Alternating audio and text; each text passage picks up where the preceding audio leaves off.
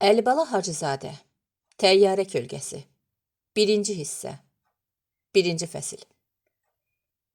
Günorta idi. Kölgələr qısalıb düz ayaq altına düşmüşdü.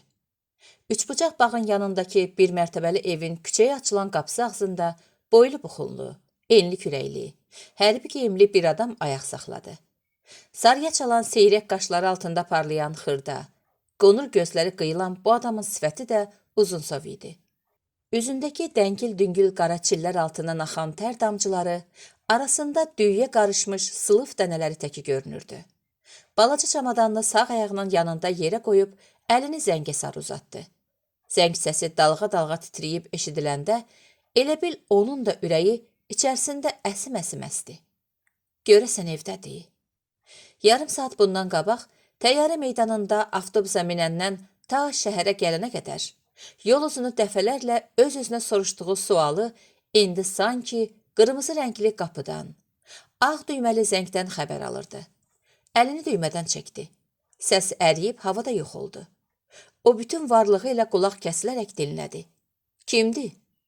Qapı ağzında dayanan adamın dodaqları təbəssümdən aralandı. Ürək çırpıntısı ilə cavab verdi.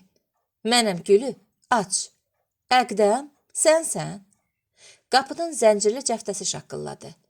Cəmi bircə saniyə keçməmiş, əyninə qısa qol xalat geymiş Gülmürə bu gözlənilməz gəlişdən nə edəcəyini bilməyərək boynunu azca yana əyib, özünü itirmiş halda astanada görünəndə, Əqdəmin 2 ay çətinliklə dözdüyü əzablı ayrılığın ağrı acısı ürküdülmüş sığırçın kimi harasa uçub getdi.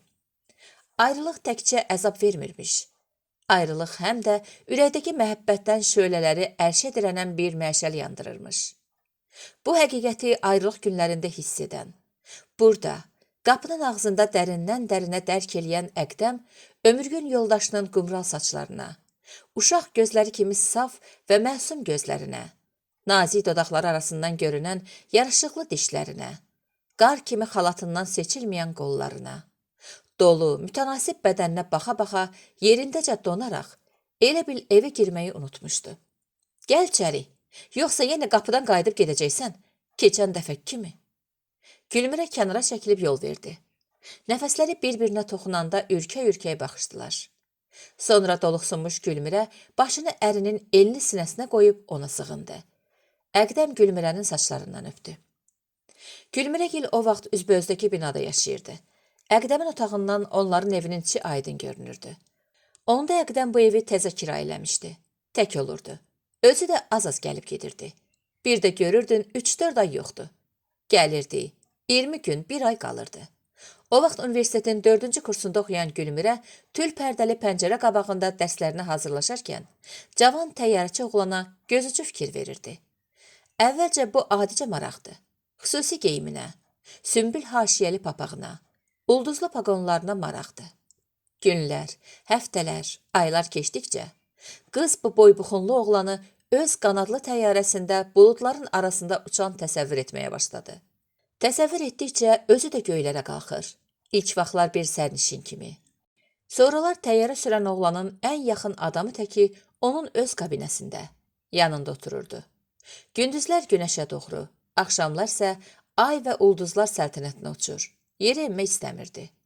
Bu zaman oxuduğu kitab ehmalca qatlanır, dizinin üstünə düşür. Öyrəndiyi şeylər beynində bir-birinə qarışıb əriyirdi. Əqdəmi pəncərə qabağında, ya küçədəki skamyada oturan görəndə Gülmürə səbəbini anlamadan sevinir. Qeyri-iradi pianinanın arxasına keçərək ürəyini, varlığını çulğalayan bu naməlum sevinci barmaqlarından pianonun şirmai dilləri üzərinə axıdırdı. Oğlan deyəsən nə o səsi eşidir, nə də piano çalan qızın üzünü görməyə can atırdı. Küçədə rastlaşanda, üzbəsürət gələndə Əqdəmin arxayın, ağayanı hərəkətində heç bir dəyişiklik hiss olunmazdı.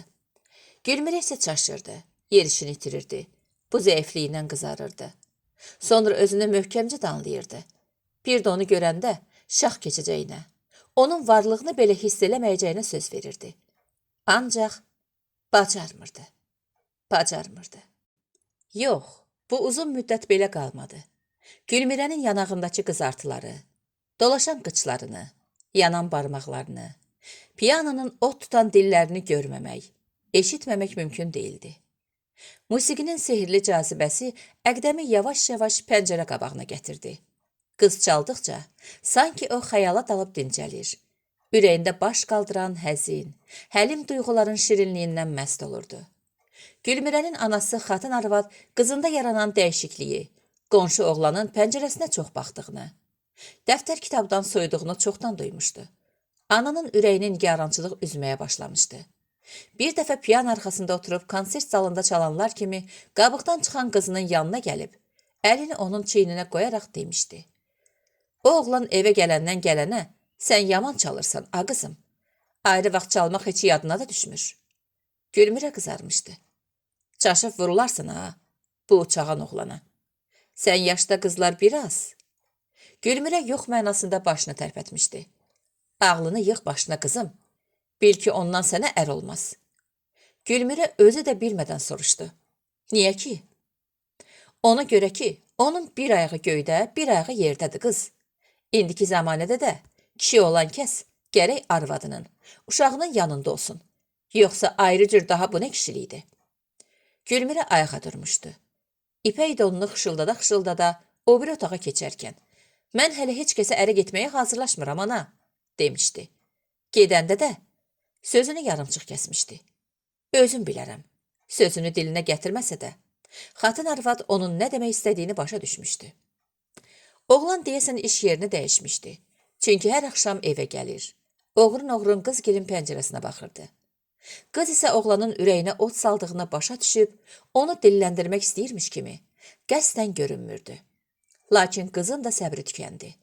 Axır ki bir dəfə pəncərənin qabağında dayandı. Oğlana sarı baxanda çoxdan bəri darıxmış Əqdəm əlini havada gəzdirə-gəzdirə barmaqlarını tərpətdi. Çal. Qız başa düşdü. Gülümsündü. Bunu gözləyirmiş kimi piyanonun arxasına keçdi. Çaldı.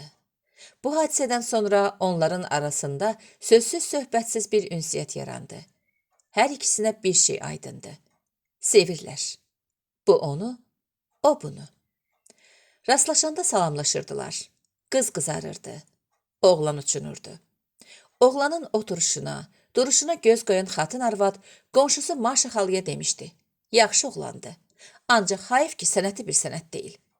Maşa qarı öz kirayənişini haqqında arvada bildiklərini danışmışdı. Ucqar bir dağ kəndində anadan olub. Əvvəllər şair olmaq istəyirmiş. Sonra təyyarəçilik məktəbinə girib. Bir dəfə Əqdəm eşitdi ki, Gülmirə ilə hardansa elçi gəlib. Qız ata-anasının bütün təkidinə baxmayaraq rədd cavabı verib. Bu xəbər Əqdəmi tələsdirdi. Atasını, anasını ismarlayıb rayondan gətirtdi. Qızı onlara göstərdi. Evlənmək istədiyini bildirdi. Elçilər qız qapısına 2 dəfə getdilər. Çox söz-söhbətdən, çək-çevirdən sonra nəhayət qızın valideynləri razılıq verdilər. Gülmirə sonuncu kursda oxuyanda Səadət sarayında toylar oldu. Ancaq toydan 10 gün sonra xatın arvadın dili ilə desək müsibət üz verdi. Hardansa telegram gəldi. Əqdəmi təcili çağırdılar. Getməyə bilməzdi. Qulluq əmri idi. Gülmirəni, 10 günün gəlinini göz yaşları boğdu. Öz cəzasıdır, canı çıxsın, deyə xatın arvad əsib coşdu. Çox da deyirdi, gərək verməyəydik. Görmürdük, beynimizi yedilər. Dedilər daha heç yerə getməyəcək. Buyur, bu da sənə heç yerə getməyəcək. Bu arxası yerə gəlməmiş, quş kimi şeydi. İlin 10 ayını elə göydə olacaq. Yazıq balam da elə. Gözünü zilləyəcək göylərə ki, görəsən ərim haçan gələcək. Əşi, Salman qardaşı demək gərəkdir ki, böyükləri ilə danışsın. Azad eləsinlər onu. Gəlib otursun xarabasında. Dava yox, şava yox. Təyyarə sürməsə dünya dağlar. Toydan sonra Əqdəmin gedib gəlməyi 40 gün çəkdi. Gələndə cavan gəlin sevindiyindən ağlamışdı. Bu dəfə gedəndə mən də səninlə gedəcəm. Hara? Əqdəm yavaşca soruşdu. Sən hara? Mən də ora. Mən daha heç yana getməyəcəm. İnanmıram. İnan gülü, deyə Əqdəm nəvazişlə arvadının könlünü almağa çalışmışdı. Gülmirə inanmıram deməkdə haqlı idi. Çünki Əqdəm getməyəcəm desə də, getməyə bilməzdi. Getdi. Bu səfəri 2 ay çəkdi. Əqdəm par-par parıldayan qara, uzun qunc ayaqqabının dabanından tutub çıxartdı. Pencəyini soyundu. Buruq-buruq saçlarını əlləri ilə dala sığallayıb mətbəxə keçdi. Sərin su ilə boyun boğazını yudu. Böyründə dayaran Gülmirədən tiftikli dəsmalı alıb, qurulana-qurulana gəlib divanın üstündə əyləşdi. Gülmirənin mətbəxdə qalıb qab-qacaq quruladığını hiss elədi. Orada neyinirsən Gülü? Deyə xəbər aldı. Gülmirə cavab verdi. Sənin üçün yeməyə bir şey hazırlayıram. Lazım deyil, toxam. Gəl otur yanımda. Görüm nə var, nə yox. Gülmirə otağa qayıdaraq Əqdəmin böyrünə qısılıb oturdu. Əqdəm arvadının yumşaq əllərini əlinə alıb, həsrətli baxışlarla onun gözlərinin içinə baxdı. Sənin üçün darıxmışam Gülü. Mən də. 2 ay 2 il kimi göründü mənə. Yadına tez-tez düşürdüm. Yadımdan çıxdığın vaxt olurmu ki? Təzədən yadıma düşəsən. Sən həmişə mənim yadımdasan. Ürəyimdə, hafizəmdə, xəyalımdasan Gülü. Gecələr səfərə çıxanda elə bilirdim ulduzlar sənin gözlərindir. 1000 yerdən, milyon yerdən mənə baxırsan. Bəs gündüzlər? Deyə Gülmirə nazla qımışaraq Əqdəmin saçlarını sığallaya-sığallaya soruşdu. Gündüzlər də. Əqdəm azca düşünüb dedi. Sanırdım ki, qara buludlar sənin hörüklərindir. Sən lap romantik imişsən ki, Əqdəm. Gülmirə güldü. Belə getsə, təzdən şair olmaq fikrinə düşəcəksən. 2-ci fəsil. Gecə keçirdi. Əqdəm yatağına uzanmışdı. Əllərini başının arxasında daraqlayıb, alaqaranlıqda nəsə axtaran, ora-bura çovuyan Gülmirəyə baxırdı. Gəlin şifanerin qənşərində dayandı. Şifanerin qapısı cırıltı ilə açıldı. Əqdəmin burnuna ətir iyi gəldi. Ay işığı güzgü qabağında dayanmış Gülmirənin çılpaq ağ çiyninə düşüb parıldayırdı. Aynada gəlinin tutqun kölgəsi görünürdü. İpək gecə köynəyinin xışıltısı eşidildi. Gülmirə ayna qabağından aralanıb çarpayıya sarı addımladı. Elə bil Əqdəmin yanına güllü çiçəkli bahar, gənclik və gözəllik ilahəsi gəlirdi. Bu dəm o sehirli bir yuxu görən kimi oldu. Özünü dünyanın ən xoşbəxt adamı hesab elədi. Arvadının təması onu həmişə uçduğu göylərdən də neçə mərtəbə yuxarı qaldırdı. Onlar yanaşı uzanmışdılar. Gecə sakitdi. Dənizdə səfərə mi çıxan, səfərdən mi qayıdan gəmi 3 dəfə fit verib sustu. Sanki danışmağa söz tapmırdılar. Əslində içəridə, öz dünyalarında danışırdılar. Əqdəm düşünürdü ki, sabah tezdən iş yerinə qayıdacağını Gülmirəyə necə desin? Çətindi, çox çətindi.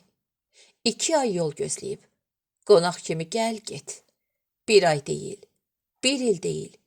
Kim bilir, nə vaxta qədər belə olacaq? Mənim kimi adam gərək evlənməsin. Burada, şəhərin kənarında işləməyim məni aldatdı. Hökumət adamıyam, əskərəm. Hara desələr, orada getməliyəm. Gülmirəni özümlə aparardım. Ancaq yapışıb elmi işin qulpundan. Elmindən də ağlım bir şey kəsmir. O bir yandan da xatın arvad. Getmə gözümdən, gedərəm özümdən deyir. Anadır, onu da başa düşürəm. Gülmirə isə haçan gedəcəksən? Soruşmaqdan çəkinirdi. Daha doğrusu, qorxurdu. Ona görə də getmək, yenə də ayrılmaq məsələsini fikrinə gətirməməyə çalışaraq, bu az vaxtı. Neçə gün olsaydı da, fərqi yox idi. Yenə az idi. Qorxusuz yaşamaq istəyirdi. Gəlinin arzusu baş tutmurdu. Evləndiklərindən il yarım adlamışdı. Əqdəm hələ onu bir dəfə də gümüş təyyarəsinə mindirib göylərə qaldırmamışdı. Gülmirəyə bu ancaq xəyal aləmində nəsib oldu. Əqdəm deyirdi ki, icazə yoxdur. Gəlin arzulayırdı ki, heç olmasa istirahət günləri, bayramlarda Əqdəmlə şəhəri gəzməyə çıxsın, kinoya, teatra getsin, əylənsin. Bu fürsət də çox az-az ələ düşürdü. O yandan da anası onun gününü göyəskiyə düymüşdü. Gördün, mən deyən oldu, ya yox? Böyük sözünə baxmayan, axırda böyrə-böyrə qalar, deyir. Azca keçməmiş, qızını danlayıb dansadığına görə peşman olur. Uşaq da ki kövrəlirdi. Gülmirə də özü yıxılan ağlamaz, deyib gileygüzar eləməz. Fikir qüssəni içəri verib susar. Kitab dəftərlə, elmi işlə başını qarışdırmağa çalışardı. Sükut çox can sıxıcı idi.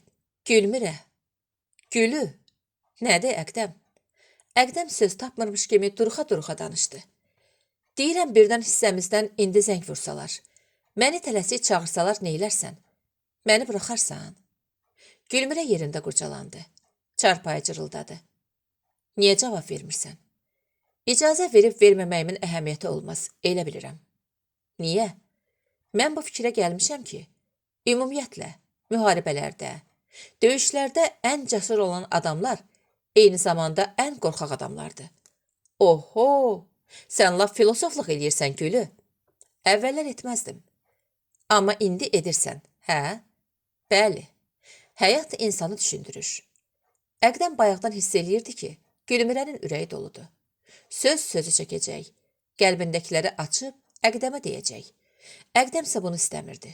Gülmürənin nə deyəcəyini o özü yaxşıca bilir və eyni nigarançılıq hissi ilə yaşayırdı. Gülmürəni düşündürən, ona eyhamlı, atmacalı sözlər dedirdən şeyləri sözsüz duyub anlayırdı. Onları çılpaq şəkildə dilə gətirmək, açıq-saçıq demək nəyə lazımdır ki? Əqdəm sözü dəyişmək məqsədi ilə söhbəti Gülmürənin 2-3 dəqiqə irəli dediyi qorxaqlıq məsələsinin üstünə gətirdi. Nizam-intizamə tabe olmaq, qayda qanunu gözləmək səncə qorxaqlıqdır? Ona bənzər bir şeydir. Yox Gülü, düz demirsən. Gülmürə dikəlib sol qolu üstə dirsəkləndi. Bayaqdan süst, yorğun kimi danışan gəlin elə bil cana gəldi, dirçəldi. Müharibə vaxtı qəribə bir əhvalat olub. Bunu mənə atam danışıb. Bir əskər hərbi hissədə keşik çəkirmiş. Əlində avtomat, sinəsində durbin.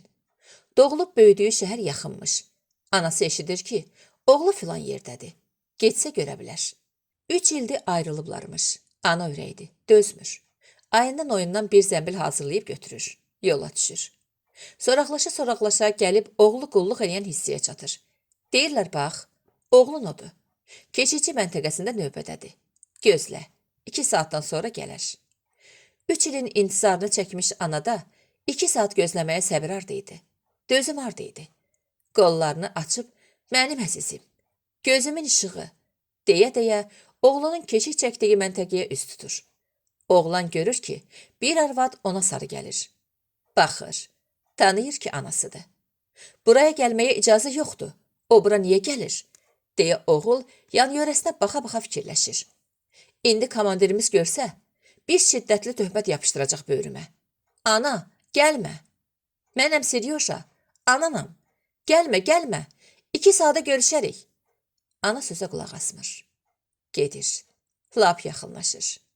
Canım ciyərim, Seryoşam mənim. Ay arvad, qayıt geri. Ana yenə eşitmək istəmir. Vuracağam, qayıt geri. Oğlan avtomatı sinəsinə qaldırır. Qırışmal müharibələrdə də zarafatından qalmır ha, deyə ana bir gözündən ağlayıb, bir gözündən gülə-gülə irəliləyir. Oğlan görür ki, iş ayrı cürdür. Arvad heç nəyə baxmadan gəlir. Sonra bunun altından çıxa bilməyəcək. Şart, arvadın başının üstündən, ayağının altından 2-3 güllə vızıldadır. Arvadın ürəyi bayaq gedir. Tirtab uzanır yerə. Səsə yığışıb gəlirlər. Məsələ məlum olur. Sonra Seryojaya əskəri sayıqlığına görə bir orden verirlər. Anası isə ondan bərk incimişmiş. Hətta küsüb geri qayıtmaq istəyirmiş. Əskərlər yığışıb qarnı birtər başı salıblar. Əhvalatı danışıb qurtarandan sonra Gülmürə Əqdəmdən soruşdu. Sən bilən bu qorxaqlıq deyil. Yox, hərbi qayda qanunu bilsəydin, belə fikirləşməzdin. Qanunlar göydən düşmür ki, onları da insanlar yaratmırmı? Qanunlar gərək insan ürəyinin, insan ağlının min bir halını nəzərə alsın. Gəlin ürəyini boşaldıb toxtadı. Ona elə gəlirdi ki, neçə vaxtdan bəri ürəyini deşən sözlərin hamısını demişdi. Axı Əqdəm həssas adamdır. O hər şeyi kiçicik bir eyhamdan, baxışdan başa düşür. Gülmürə ağır yük altından xilas olmuş kimi, nəfəsini dərib, ağrıyan dirsəyini yanına uzatdı. Başını balışa qoyub, gözlərini tavanın ortasından asılmış 3 lampalı çılçırağa zillədi. Ağ divarda bir baş kölgəsi göründü. Əqdəm dikəldi. Gülmürənin sifətinə baxdı. Ay işığında gözlərinin bulaqlarında titrəşən ağ damcılar mirvari təki parıldayırdı. Əqdəm Gülmürənin çiynindən yapışıb, ehmal bir hərəkətlə onu özünə sarı çəkdi. Sağ divardakı kölgə aşağı enib, çarpayıda görünməz oldu. Telefon səsləndi. Əqdəm başını döndərib, narazılıqla telefon qoyulan küncə baxdı. Gülmürənin o dəqiqə ürəyinə gəldi ki, Gecənin bu vaxtı ona zəng eləyən ancaq Orxan ola bilər. Səsini eşitmək üçün. Əqdəmin gəlməyindən xəbəri yoxdur yəqin. Yoxsa zəng eləməzdi. Bu Orxan qəribə oğlandı. Çox qəribə. Əqdəm dikəlib telefona cavab vermək istədi. Gülmürə gözlərini açmadan zarıltıya bənzər bir səslə "Durma, lazım deyil," dedi. Göylər elə gözəldir, elə təmizdir ki, hər dəfə uçanda şair ola bilmədiyimə təəssüflənirəm Gülü. Sən göylər şairisən Əqdəm. Ulduzlar, gözlər, hörüklər. Onlar mənim sözüm deyil Gülü. Bir hekayədə oxumuşam. Hansı hekayədə? Sən ədəbiyyatçısan. Belə şeyləri gərək 5 barmağın kimi biləsən. Gözlərin ulduz, saçların bulud. Düşündü. Yox, yadıma gəlmir. Əgər səhv etmirəmsə, Əbdülrəhim bəyin Röya hekayəsindəndir. 10 il qabaq oxumuşam, amma heç yadımdan çıxmır. Dadlı, qəmli bir röya kimi. Bu ara Əqdəmin gözü küçənin o tayındakı evin pəncərəsini silən xatın arvada sataşdı. Mənim qaynanam necədir Gülü? Yenə kölgəmi qılınclayır? Gülmürə boylandı. Hə, sənin kölgəni yaman qılınclayır. Aymə, Gülmürə ərinin gəldiyini anasına xəbər vermək istəyəndə Əqdəm qoymadı. Hələ demə Gülü, qoy işini görsün.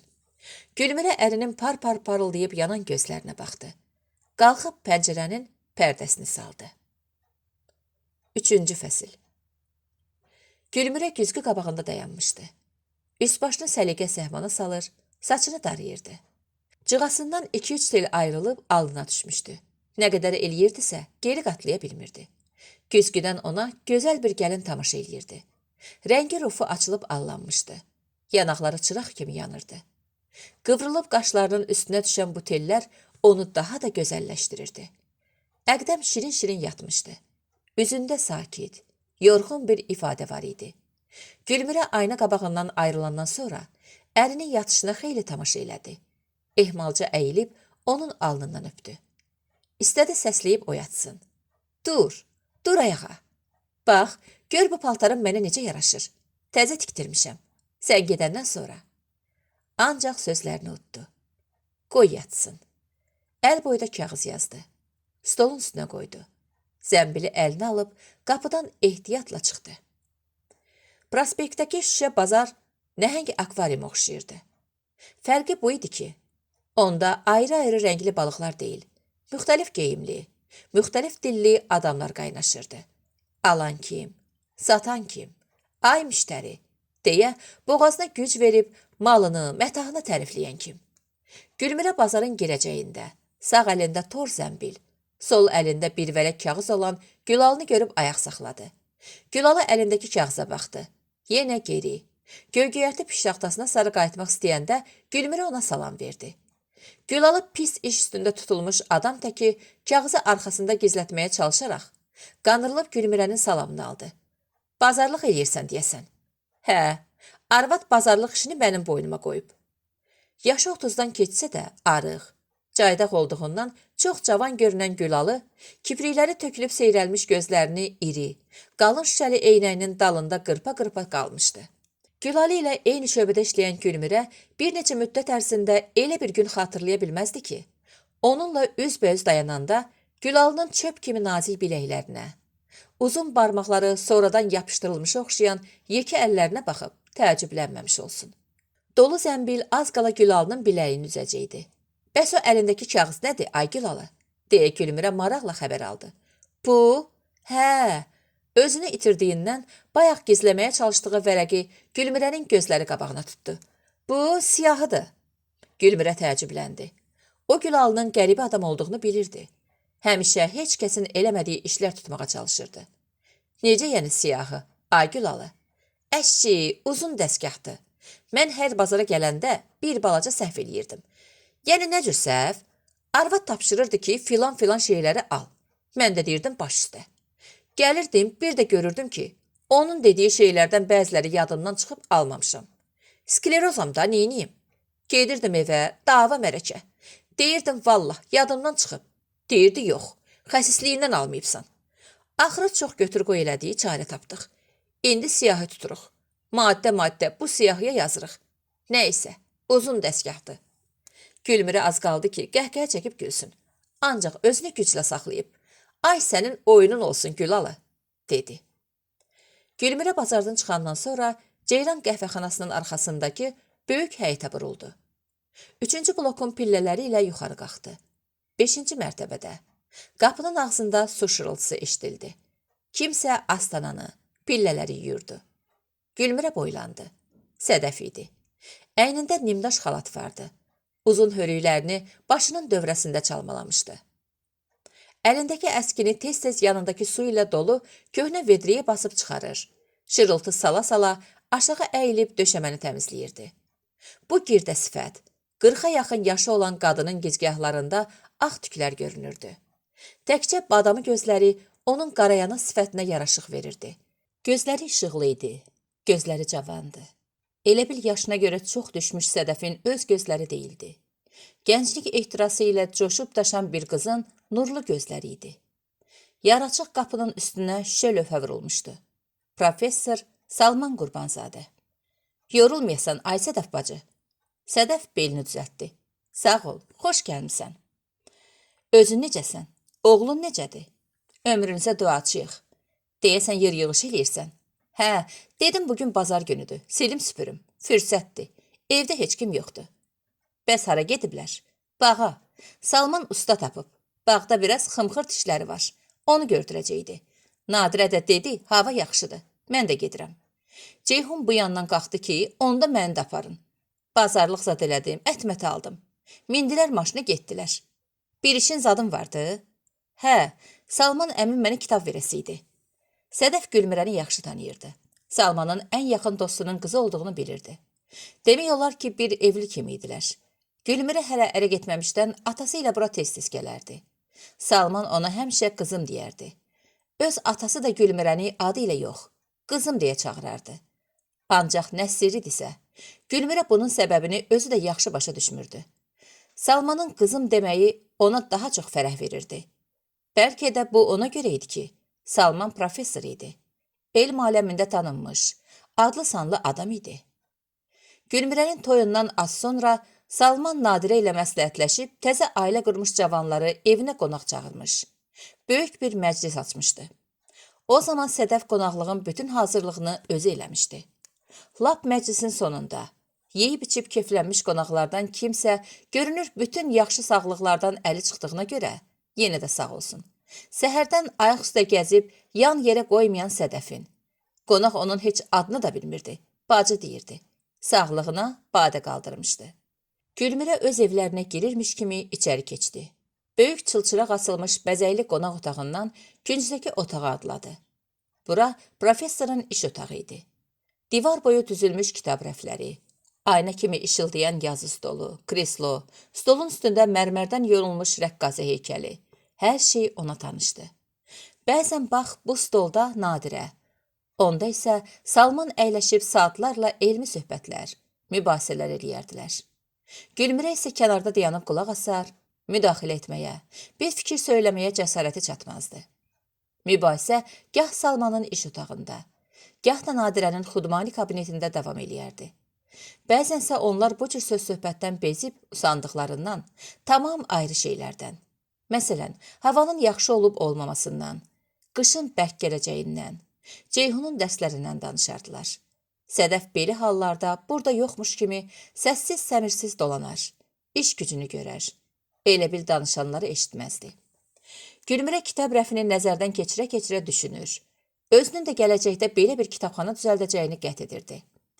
Bu işə gərək çoxdan başlamış olaydım, lap tələbəli illərindən. Keçib, indi də gec deyil. Aha, budur. Ucadan səslənən Gülmürə göl cidli kitabı rəfdən çəkib götürdü. Sədəf bacı, budur o kitab. Salman əmi gələndə deyərsən, yaxşı, deyib getməyə hazırlaşdı. Yaxşı, deyərəm. Sədəf Gülmürəni qapının ağzınacan ötürdü. Deyəsən əmimgilin bu qonşuları köçüb, deyə Gülmürə sağdakı tək otaqlı mənzilə işarə ilə soruşdu. Hə, 2 həftə olar ki köçüblər. İndi kim yaşayır? Vallah kimliyini bilmirəm. Bir qoca arvaddır. 2-ci dəfə görmüşəm. Gülmürə pillələri düşəndə təzə qonşu bayıra çıxdı. O saçı ağarmış, gözü eynəkli bir arvaddır. Gülmirənin dalınca baxıb Sədəfdən soruşdu. Bu civanəzən kimdir? A qonşu. Tanışdı. Maşallah, tez-tez gəlib gedir. Nadirə ilə, Salmanla bir idarədə işləyir. Bu da alimdir? Yo, alim deyil, ancaq olacaq. Bəxtəvər, indi alim olmaq yaxşı şeydir. Çox yaxşı şeydir. Görürəm də, yaxşı dolanırlar maşallah. Mənimkilərin basıratını Allah bağladı. Elə bil üzü ağ olmuşların göbəyini kəsib zavoda atmışıq. Hamısı gedib orada işləyir. Arvad bir qədər susub xəbər aldı. Yaxşı, soruşmaq eybi olmasın. Sən axşamlar burada qalmırsan? Axşamlar burada niyə qalıram? Öz evimizə nə gəlib? Deyirəm axı. Hər gün səhər tezdən pəncərədən baxıram. Görürəm sən gəlirsən. Fikirləşirəm, yaxşı. Bizim bu qonşu o başdan hayanla gəlir. Sən demək qulluqçusan. Hə? Ayı neçəyə danışmısan? Sədəf əl saxladı. Əlindəki yaş əskidən su damcılayıb vedriyə düşür, səslənirdi. Sədəf qızardığını, ürəyinin bütün qanının üzünə vurduğunu hiss elədi. Qulluqçu niyə oluram? Deyə çətinliklə dilləndi. Adam öz bacısına əl tutanda, Nadirə sənin bacındır? Sədəf başı ilə hə dedi. Belədir.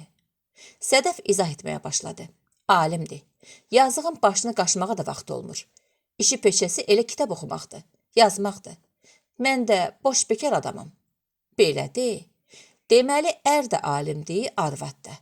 Yaxşı, ayda neçə min alırlar? Sədəf narazı halda dedi. Mən ciyəz bilmərəm bacı, nəyimə lazımdır? Çox alarlar, çox alarlar. Məvacibləri az olsaydı, maşın ala bilməzdilər. Bu ara yaxşı ki içəridə telefon səsləndi. Sədəf tələsik evə girdi. Bağdan qayıdan Nadirə ilə telefonda danışandan sonra daha qapıya çıxmadı. Zəhləm getmişin üzünü görməsəm yaxşıdır. 4-cü fəsil. Sədəf Musabəyev qəsəbəsində, hündür, yaraşıqlı evlərlə qabaq qənşərdə, tramvay yolunun o tərəfində ağdaşdan tikilmiş təküdağlı mənzildə yaşayırdı. Oğlu Rəhimlə birgə. 2 pəncərəli bu otağın qabağında balaca həyətyanı sahə vardı. Ləklərdə göy-göyər təkilmişdi. Qapıya yaxın yerdə, kərpiç hasarın dibində bastırılmış söyüd ağacı böyüyüb qol budaq atmış. Yayın tuyğuyanında bu kiçik ailənin yeganə kölgəliyi olmuşdu. Sədəf həyət bacıya göz gəzdirdi. Üst-üstə yığılmış köhnə çarpayı başını, əyri təkəri və başqa bir-iki para gərəksiz şeyləri görəndə təəccüb elədi. Bu nə həngamədir, ay başına dönüm. Sədəf öz-özündən xəbər aldı. O fikirli-fikirli qapını itələyib açdı. Gün dal pəncərədən içəri düşür. Döşəmə üzərində ensiz zolaq kimi uzanırdı. Rəhim sağ tərəfdəki taxta çarpayıda şirin-şirin yatmışdı. Qalın dodaqları azca aralı idi. Əlinin birini başının altına qoymuşdu. Gedə elə pal-paltarlı yatıb. Bilmirəm, belə canına necə sinir? Deyə Sədəf söylənəndə Rəhim gözlərini açıb anasına baxdı. Yuxulu-yuxulu gülümsündü. Gəlmisən? Bəs paltarlı niyə yatmısan, ay bala? Yorulmuşam, deyə Rəhim dikəlib oturdu. Uzanmışam, huş aparıb. O dəmirçixana nə də açmısan orada? Yoxsa dəmirçilik etmək istəyirsən? Yox, ay ana, müəllimlər tapşırıblar. Köhnə dəmirdümü yığıb məktəbə təhvil verəcəyik. Neyinir axı məktəb köhnə dəmirdümürü? Verirlər zavoda, tramvay, trolleybus qayırırlar. O gün birini gətirmişdilər. Elə yaraşıqlı idi ki, üstündə də yazmışlar ki, məktəb şagirdlərinin yığdıqları metal qırıntılarından qayırılıb. Rəhim boynunu uzadıb pəncərədən yığdığı dəmirlərə baxdı. Sevinə-sevinə dedi. Görək bizim uşaqlardan kim çox yığacaq? Çox yığana nə verəcəklər? Əlbəttə mükafat. Rəhim geri dönəndə ana qorxulu bir şey görürmüş kimi içini çəkib irəli yeridi. Oğlunun pencəyinin qolundan tutub diqqətlə fikir verdi. Pencəyinin burasına nə olub ədə? Rəhim günahkar adam kimi başına şax saldı. Yumşaq səslə dedi. Bu, dəmirə ilişib cırılıb. Heç xəbərim olmayıb. Sədəf Nadirəgildən qanı qara gəlmişdi.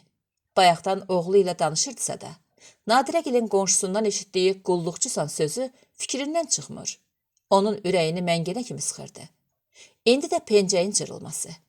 Bu Rəhimin yeganə abırlı pencəyi idi. 6 ay bundan irəli babasının Gəncədən göndərdiyi pul almışdı. Elə bil Rəhimin pencəyi cırılmamışdı. Ananın ürəyi parçalanmışdı. Bu da sənin dəmirinin xeyri. Ehtiyatlı ola bilmirdin. İndi mən neyniyəcəm? Müəllimlərin qarası ilə alıb verməyə başladı. Təzə çıxıb. Məktəb uşağı hara? Dəmir-dümür yığmaq hara? Üzünü oğluna tutdu. İndi onların sənə verdiyi mükafata pencək ala biləcəksən? Ay aldın ha. Dəftərdən zaddan verəcəklər, başınızı qatacaqlar. Rəhim nə ağ dindi, nə qara.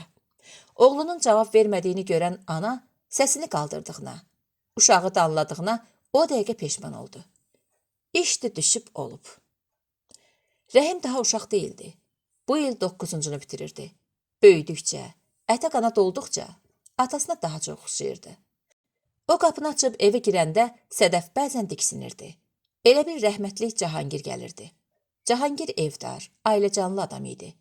Külfətini yaxşı dolandırmaq üçün gecə-gündüz namusla, vicdanla çalışar. Öhdəsinə düşən işi layiqincə yerinə yetirərdi. İdarəyə gəlib, müəyyən səbəblər üzündən ürəyincə işləyə bilməsəydi, maaş alanda elə bilərdi ki, halal zəhmət haqqını haram qatılıb. Elə bilərdi ki, kimsə deyir, axı Cahangir, sən o qədər işləməmsən, o pulu niyə alırsan? Cahangir sağ olsaydı, bu ailənin nə dərdi vardı? Cahangir sağ olsaydı, pencəyin dəmirə ilişib cırılmasından sarı Sədəf Əziz oğlunu heç belə danlayardı mı? Cahangir 4 il bundan qabaq vəfat eləmişdi. Ölümündən azca qabaq baş vermiş. Ölümündən azca sonra məlum olmuş kiçik bir əhvalat Cahangiri təkcə Sədəfin deyil, bütün qohum əqrəbanın, qonum qonşunun, dost tanışın nəzərində daha da ucatmışdı. Kimi buna heyrət eləmiş, kimi də mərhumun qəribə adam olduğunu deyib əlini yellətmişdi. Halbuki o həyatında qəribə adam olmamışdı. Cahangir balaca bir qulluq sahibi idi. Əlyazmaları fondunun geniş, işıqlı salonun küncündə, çəpəqi qoyulmuş stolun arxasında oturmuş, arıq, uzun bir kişinin illərin, əsrlərin saraltdığı, güclə oxunan qədim əlyazmalarını nəzərdən keçirdiyini çoxları görmüşdü. Fonda nə vaxt gəlsəydin, onu orada, öz yerində tapardın. Elə bil kişi stola yapışmışdı. Mizin üstündə kitablardan, lüğətlərdən əlavə həmişə zərif bir zərrəbin və bir armudu stəkan dolardı. Günorta işçilər yeməyə, istirahətə çıxanda o qabağındakı əl yazmasını, zərrəbini bir kənara itələyər, şkafın aşağı gözündən qəzetə büküb evdən gətirdiyi kotleti, çörəyi, göygöyərtini açıb ortalığa düzər. Tələsmədən arxayın-arxayın yeyər. Üstündən də qırmızı termosdakı çaydan bir stəkan içərdi. Onun fondda gördüyü iş də öz həyatı kimi zahirən adi və təmtəraqsız idi.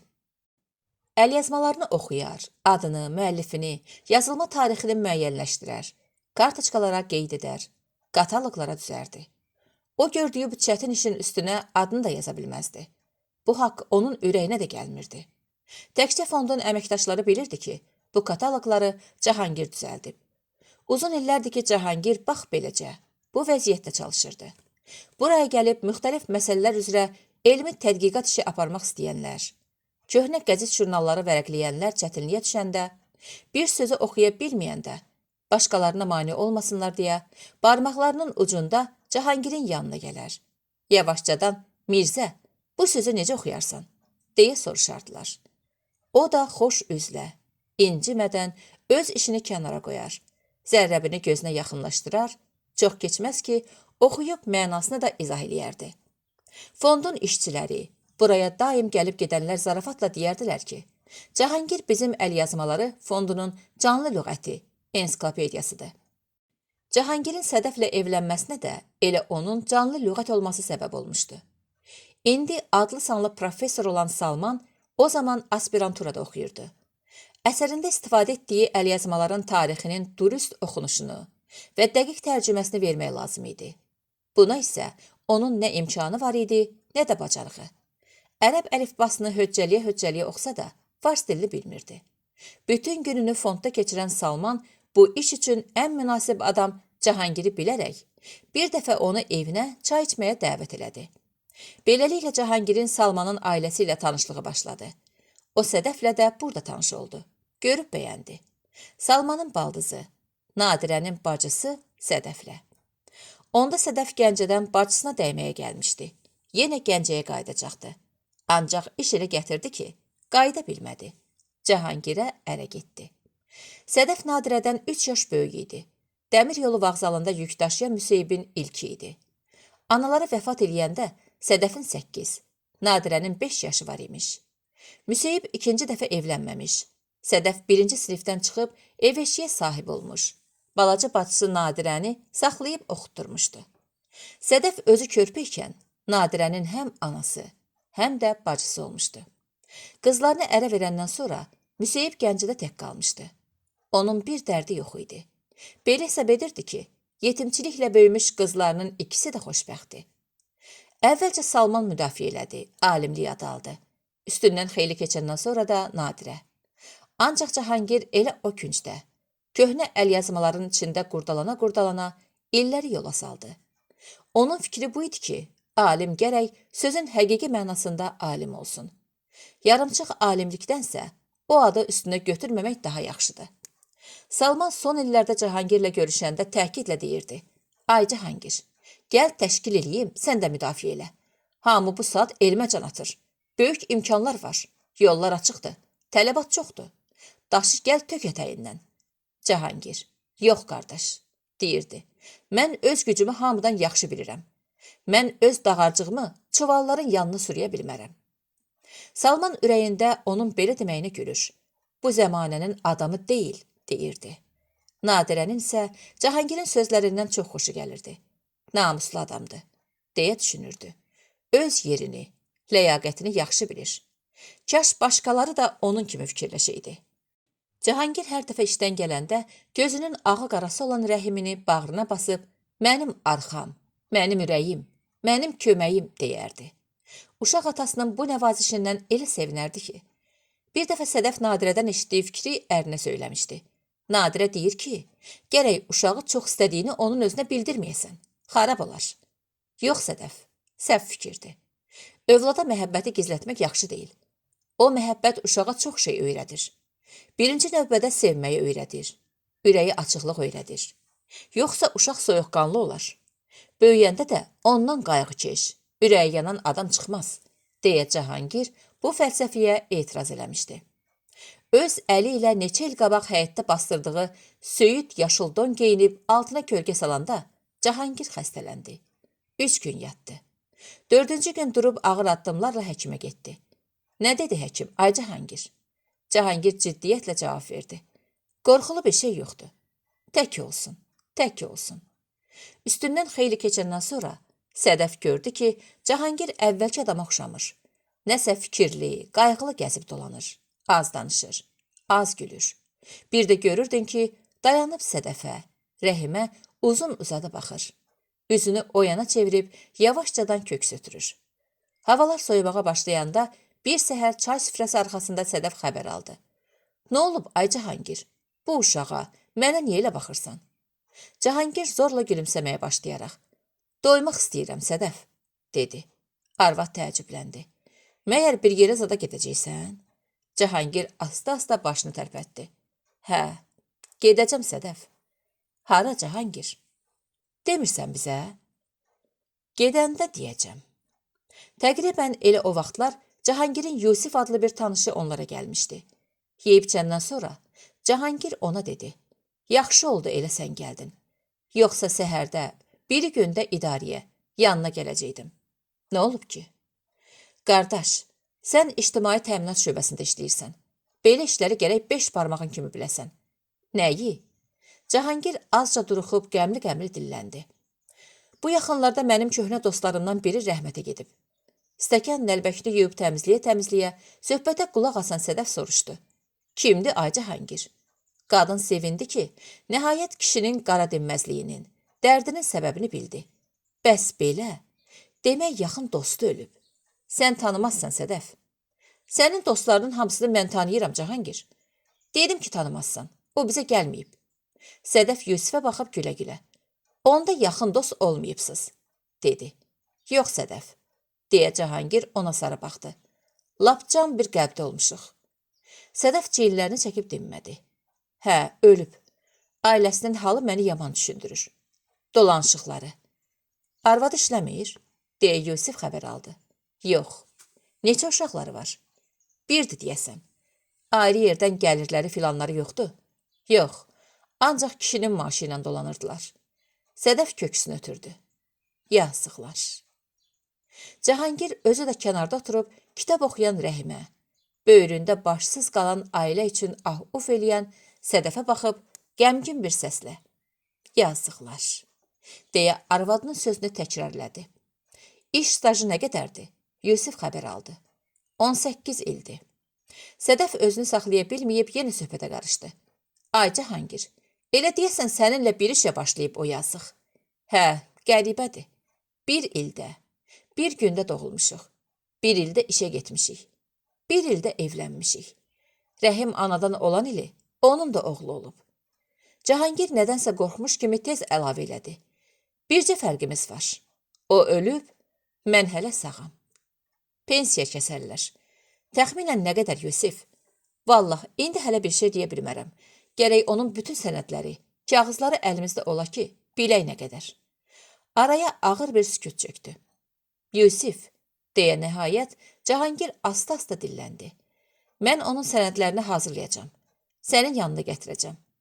İşdir, əgər mən gətirə bilməsəm, Sədəf özü gətirər. Ona kömək eləyərsən. Onlara təqaüddən zaddan bir şey düzəldərsən. Mən tanımıram ki, Yusif qardaş işləyən yeri. Cahangir papros çəkən deyildi. Ancaq Sədəfin bu sözündən sonra Yusifin qutusundan bir siqaret götürüb yandıraraq sümürdü və daha heç nə demədi. 20 gün keçdi. Cahangir bir qarlı qış axşamı yatdı. Səhərsə durmadı. Deyirlər, hər gecədən sonra bir səhər açılır. O gecə isə Cahangirin sonuncu gecəsi oldu. Çünki o gecənin dalınca onun üçün bir də heç vaxt səhər açılmayacaqdı. Anasının danlağından hələ də qırışığı açılmayan Rəhim köhnə, ağarmış bufetə sarı getdi. Stəkanın içindən pul bükülüsünü gətirib Sədəfin qabağına qoydu. Pensiyanı gətiriblər. Sədəf pula gözünün ucu ilə də baxmadı.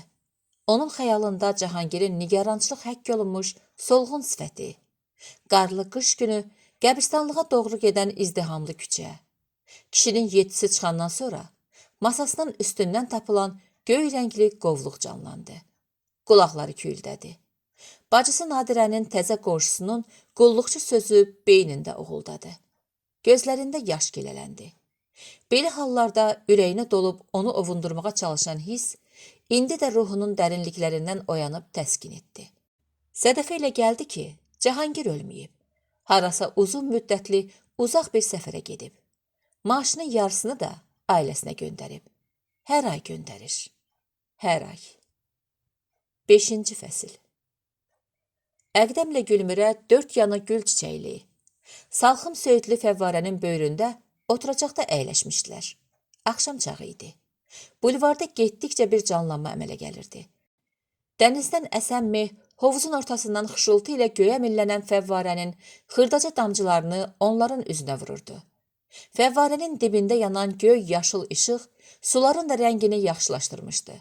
Fəvvarə özü hovuzun qırağındakı yaşıl budaqlarını aşağı sallamış söyüd ağacına oxşayırdı.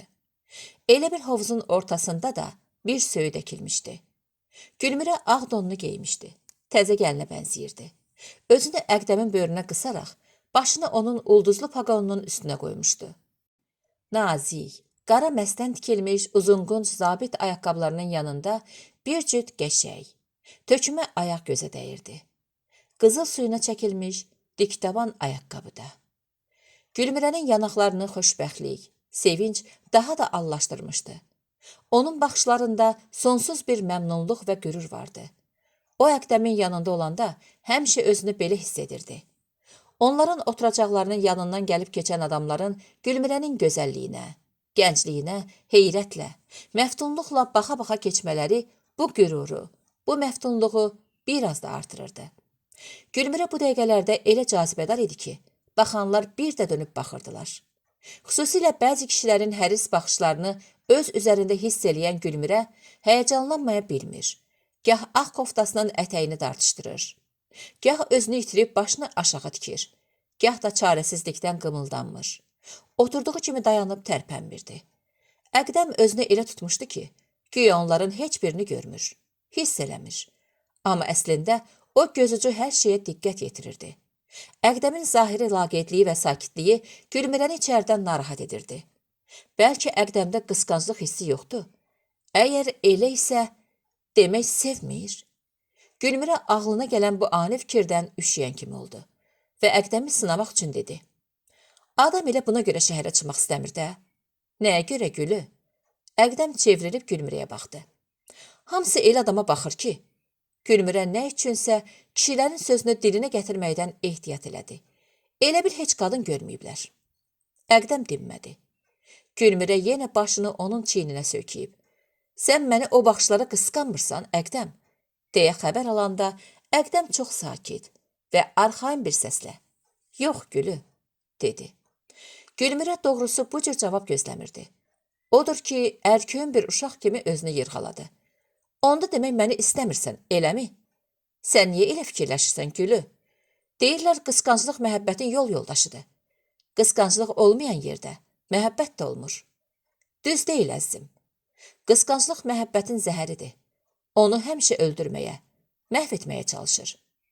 Bir də qısqanclıq inamsızlıqdan irəli gəlir. Sən mənə inanırsan? Çox. Özüm qədər Gülü. Mən buradan gedəndə həmişə arxain gedirəm. Elə bilirəm burada arvad yox, kişi qoyub gedirəm. Bu sözlər Gülmirənin xoşuna gəldi. Onun ürəyində baş verən narahatlığın üstünə su çilədi.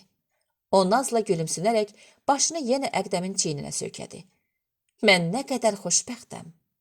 Sən mənim yanımda olanda həmişə özümü bəxtəvər hesab eləyirəm, Əqdəm. Bu ara göydə təyyarə uğultusu eşidildi. Əqdəm qımıllanmadı. Ancaq Gülmirə o dəqiqə yerindən dikəldi. Qıvrılıb səs gələn səmtə baxdı. Niyə baxırsan? O qədər öyrəşmişəm ki, haçan, harda təyyarə səsi eşitsəm, dayanıb göylərə baxıram. Mənə elə gəlir ki, o səsi gələn sənin təyyarəndir. İçindəki də sənsən. Təyyarə lap alçaqdan uçanda necə dəfə çaşıb əl də yelləmişəm. Bilirəm də ki, sən buradan çox uzaqlarda uçursan. Yenə özümü saxlaya bilmirəm. Əqdəm güldü. Təyyarə irəlidə, dəniz üzərində dövrə vurub, asta-asta suya indi.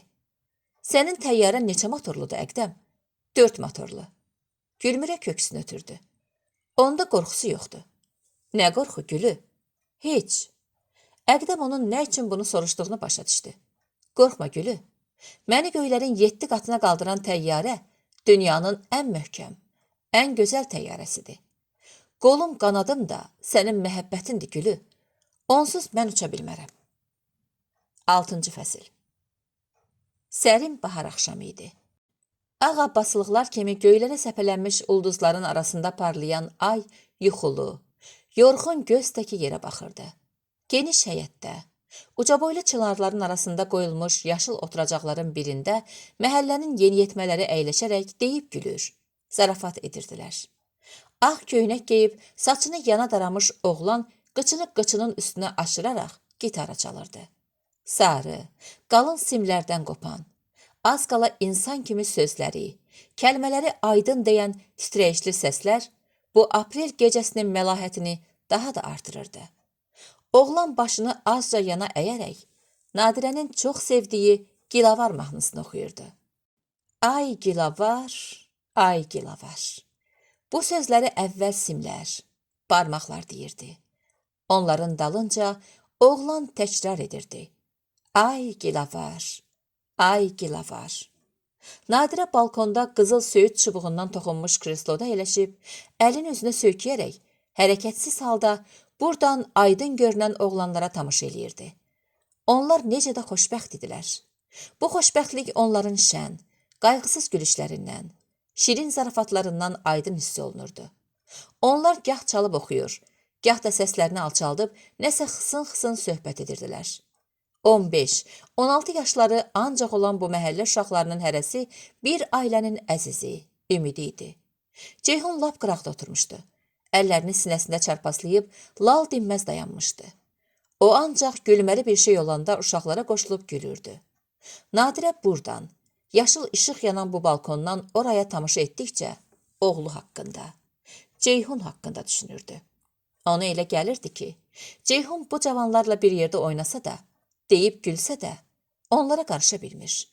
Ceyhunla onlar arasında nəsə soyuq, qüdrətli təkanla uçurulub dağıdılmalı bir şey var idi. O nə idi? Bunu Nadirə özü aydınlaşdıra bilmirdi. Ceyhun Qurbanzadələr ailəsinin yeganə övladı idi. İkincisini istəməmişlər. Bütün həyatını, gücünü, bacarığını elmi işə sərf etməyi qarşısına qoymuş Nadirə uşaq saxlamağın, böyüdüb boya başa çatdırmağın nə qədər çətin iş olduğunu elə Ceyhun dünyaya gələndən sonra başa düşmüşdü. Bax, indi o cavanların yanında kənardan gəlmiş bir adam təki dayanan oğlu, Nadirənin neçə əsərini əlindən almış, yaxud tələsik yazılmasına səbəb olmuşdu. Əlbəttə, Nadirə bu barədə də heç vaxt heç kəsə şikayət etməmişdi. Uşaq məsələsi üstündə Nadirə ilə Salmanın arasında həmişə söz həkət olmuşdu. Ceyhun təkdir Nadirə. Bilirəm, mənə də onun təkliyi ağır gəlir. Elə isə qoy, yox Salman, vaxt yoxdur. Vaxt yoxdur. Siz kişilər təsəvvür eləmirsiniz uşaq saxlamaq necə ağır işdir. Mənim elmi işim. Sən axı elmi işçiliyindən əvvəl qadınsan. Gələk qadınlığın yadından çıxmasın Nadirə. Çıxmayıb. Bəsdir. Ceyhunu ağıllı başla boya başa çatdıra bilsək, böyük məsələdir. Salman çarəsiz qalıb susar. Elm bu arvadı arvadlıqdan çıxarıb kişi eləyib, deyə düşünərdi. Ancaq Salman az sonra belə fikirləşməkdə yanıldığını başa düşərdi. Çünki Nadirə yaxşı ana idi, gözəl qadın idi.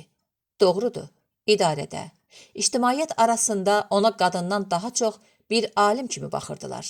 Hərəkətlərində, mühakimələrində kişiyə oxşayırdı, cəsarətli idi.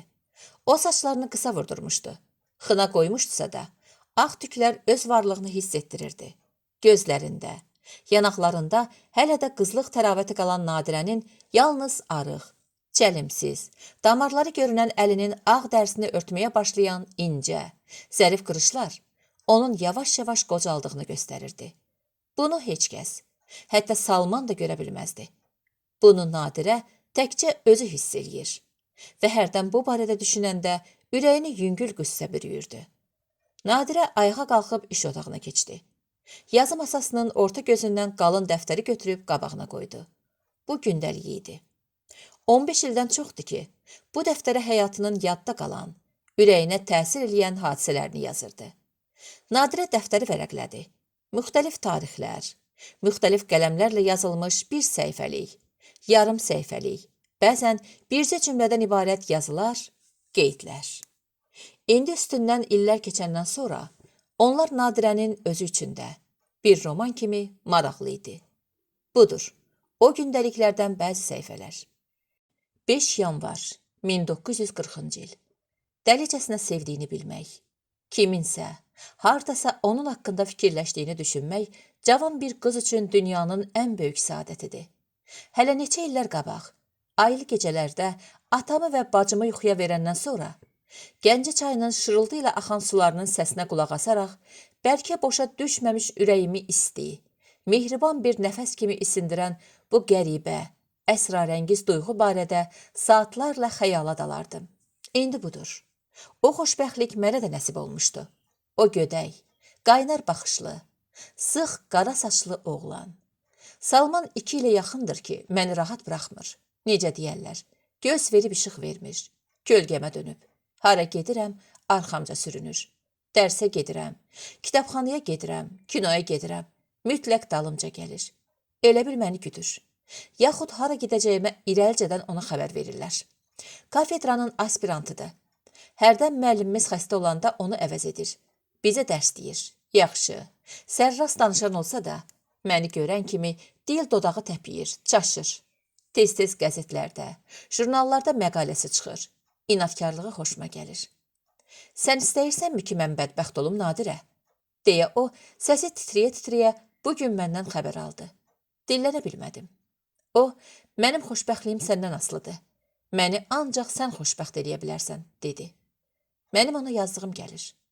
Qəlbimin dərinliklərindən bu qarayanız oğlana bir şəfqət hissinin baş qaldırdığını duyuram. Bəlkə elə sevgi bu nöqtədən başlayır. Bilmirəm. Mən bu dəqiqə üzmək bilmədiyim halda, suda boğulanı xilas etmək üçün özünü çaya atmaq istəyən adama oxşayıram. 15 oktyabr 1940-cı il. Salmanı bir gün görməyəndə darıxıram. Bilmirəm bu məhəbbət deyə yox. Hərdən mənə elə gəlir ki, bizim bu sevgimizin axırı xoşbəxtliklə nəticələnməyəcək. Nə bilim, hər halda qorxuram. 28 noyabr 1940-cı il. Böyük tənəffüs vaxtı. Qrupumuzun qızları uzun partanın dövrəsində yığışıb halay vuranda kimi kalbasa çörək yeyirdi. Kimi əl sumkasının güzgüsündə özünə baxıb, üz-gözünə sığal verir. Kimi də axşam gördüyü kinofilmi ağız dolusu tərifləyirdi. Oğlanlardan biri qapının ağzında dayanıb məni səslədi. Nadirə, ay Nadirə. Mən dikəldim. Nə var? Bir kişi səni soruşur. Ürəyimdə min fikir, götür-qoy eləyə-eləyə qapıya sarı yönəldim.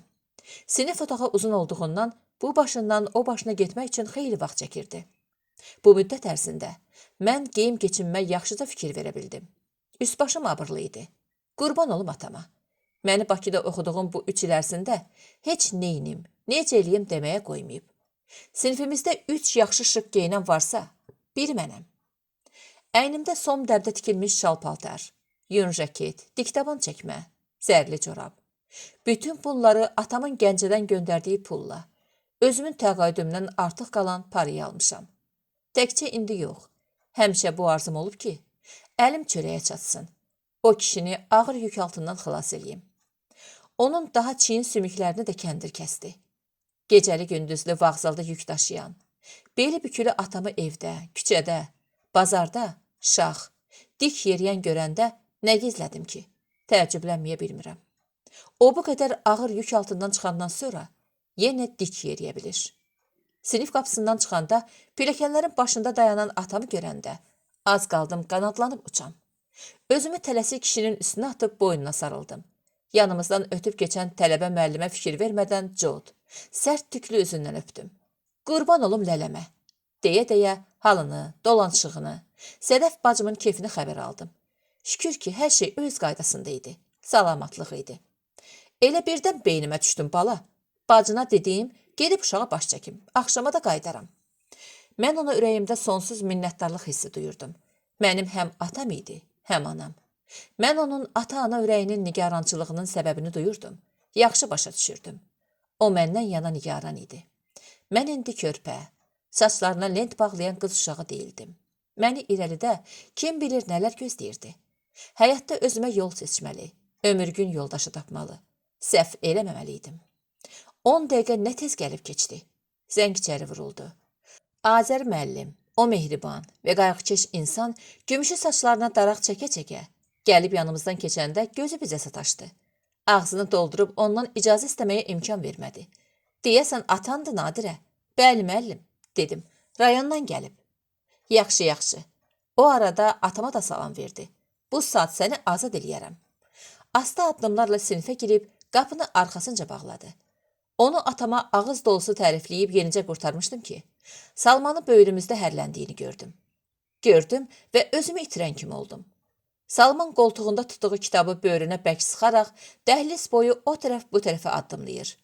Bəri başa gələndə bizim nə barədə danışdığımızı bilmək istəyirmiş kimi addımlarını yavaşdırdı. Ürəyim sıxılmağa başladı. İstədim lələmə deyəm, bax, budur o oğlan. Mənə gecə-gündüz rahatlıq verməyib, yalvarıb yaxaran. Bax, yaxşı bax, gör xoşuna gəlirmi? Axı sən adam tanıyansan, axı sən adam sərrafsan. O sənin xətrini çox istədiyin. Görmək üçün Gəncədən bura gəldiyin qızını xoşbəxt edə biləcəkmi?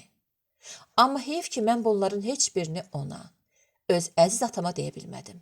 Üzüm gəlmədi. Həya məni qoymadı. Birdən mənim elə bil gözlərim açıldı. Salman atamı təpədən dırnağa diqqətlə nəzərdən keçirirdi. Aman Allah! Onun əynindəki paltarlar nə qədər də köhnə idi. Mənimkini demirəm. Bu qadın paltardı. Salmanınkilarsa heç müqayisəyə gəlməzdi. Salman çox səliqəli və şıq geyinməyi xoşlardı. Dəsmalı ütülü, köynəyi kraxmallı olardı. Sonra özümün bu yersiz və sadəlif müqayisəmi güldüm. Onları, iki bir-birindən fərqli aləmi mən niyə müqayisə edirdim? O, adicə yükçü babadır. Bu aspirantdır. Salman orada çox vurnuxandan sonra çıxıb getdi. Atamla doyunca dərdləşdik. Mənə ağıllı olmağı dönə-dönə tapşırdı. Cibimə pul qoydu. Axşam isə onu aparıb yola saldım. İndi vağzaldan yenicə gəlmişəm. Atam yəqin ki, biləcərini çoxdan keçib. Ancaq bir şey məni yaman düşündürür. Görəsən Salman atamın yükçü olduğunu biləndə nə deyəcək? Sabahın ən böyük sualı budur. 29 noyabr 1940-cı il. Təəssüf ki, mənim bütün beynimi, ürəyimi gəmirən, rahatlığımı əlimdən alan bu sual sabah da həll olunmadı. Həqiqətən bu suala qəti və aydın cavab almaq mənə çox lazım idi. Mənim xüsusiyyətim belədir ki, çoxlarının adi şey sanıb əhəmiyyət vermədiyi məsələlər mənim aləmimdə bəzən ən böyük problemə dönür. Günlər, aylar, bəlkə də illərlə məni düşündürüb yuxumu ərşə çəkir. Mən indiki əqidəm və ağlımla həyatı buz üzərində rəqsə bənzədirəm.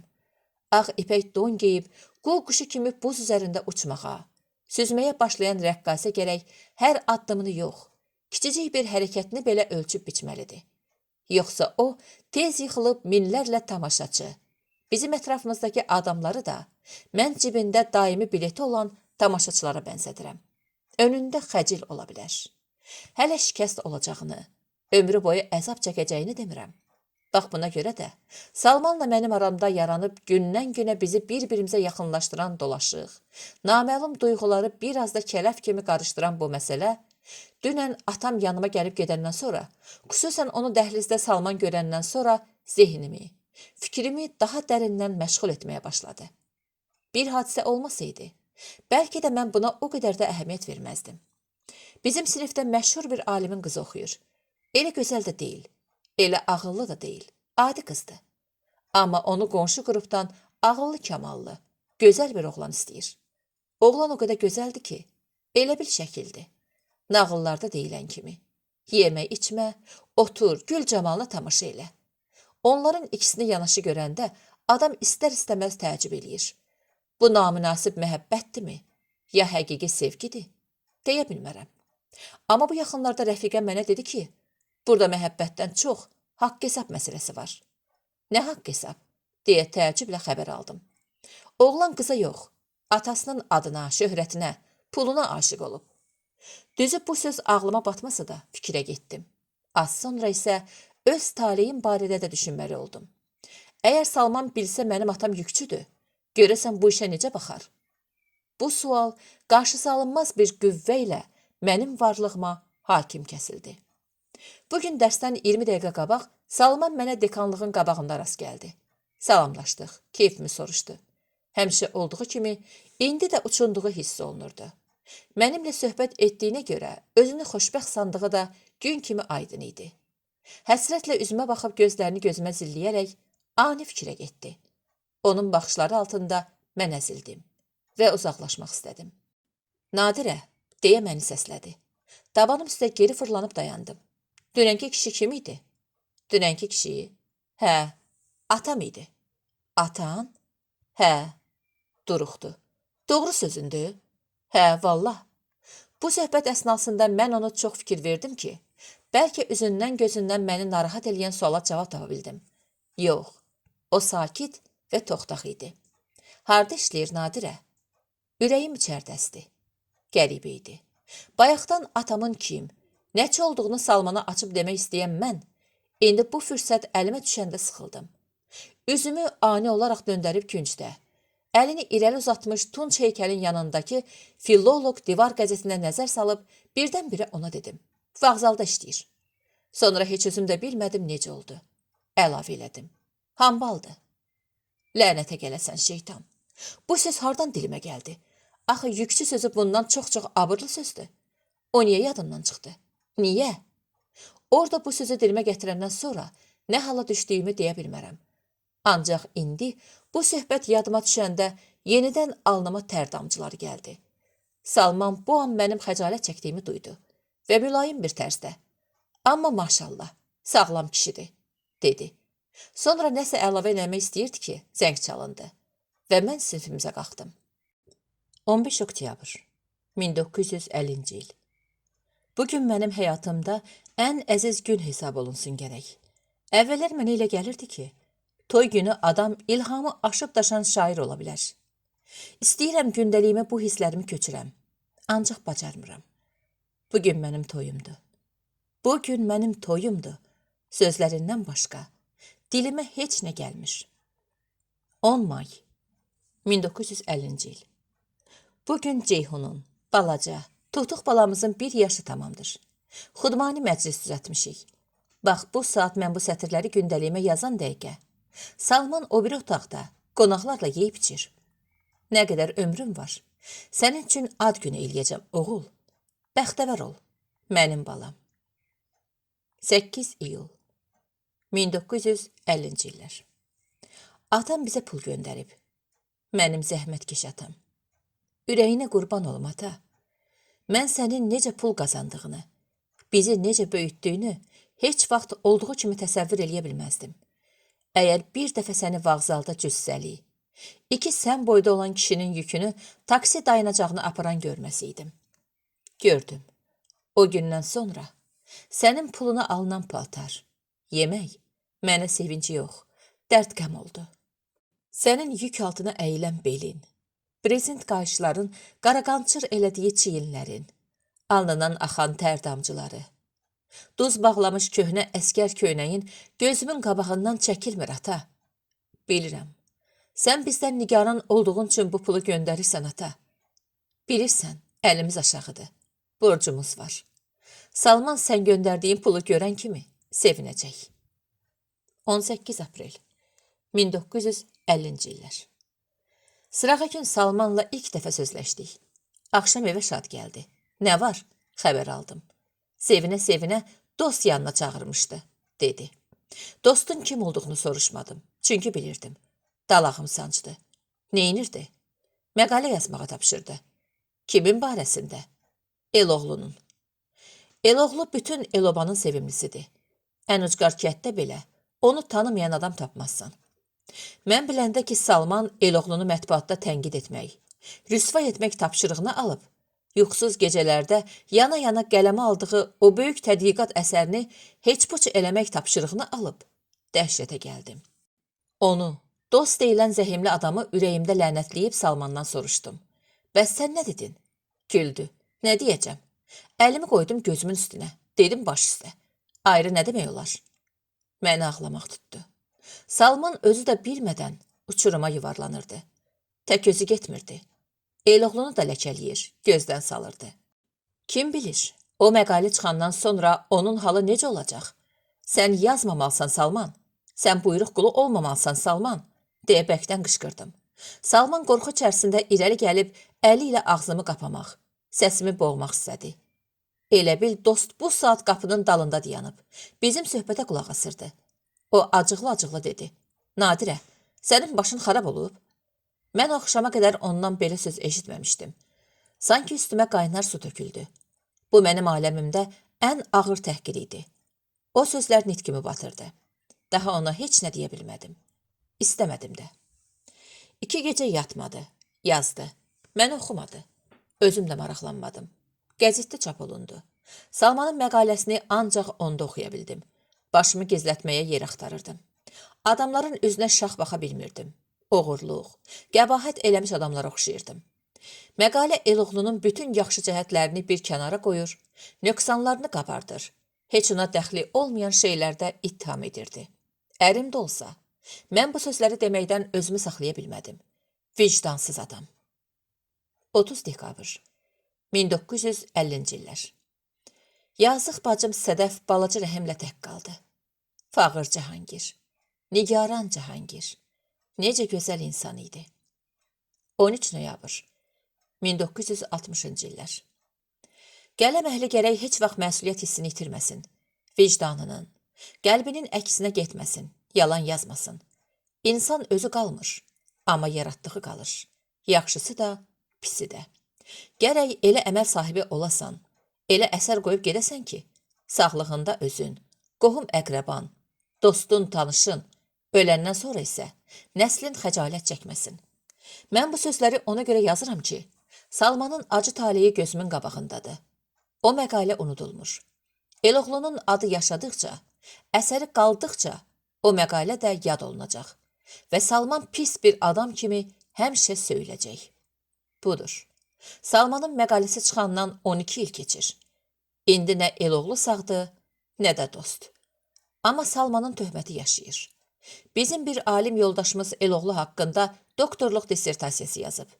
Orada Salmanın məqaləsinin daşını daş üstə qoymayıb. Qəribə burasıdır ki, o əsəri Salman özü də oxudu.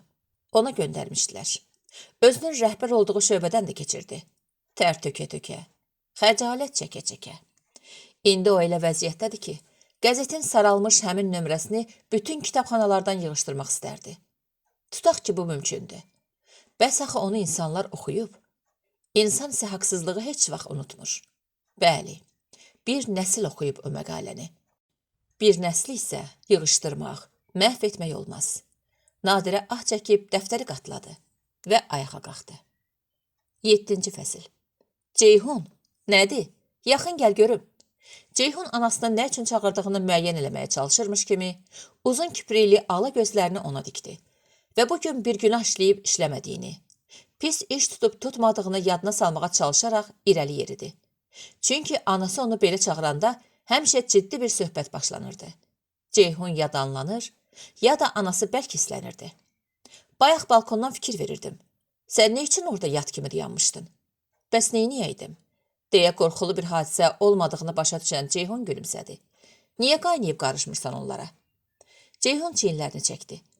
Onların arasında məyər dostun yoxdur? Yox. Niyə?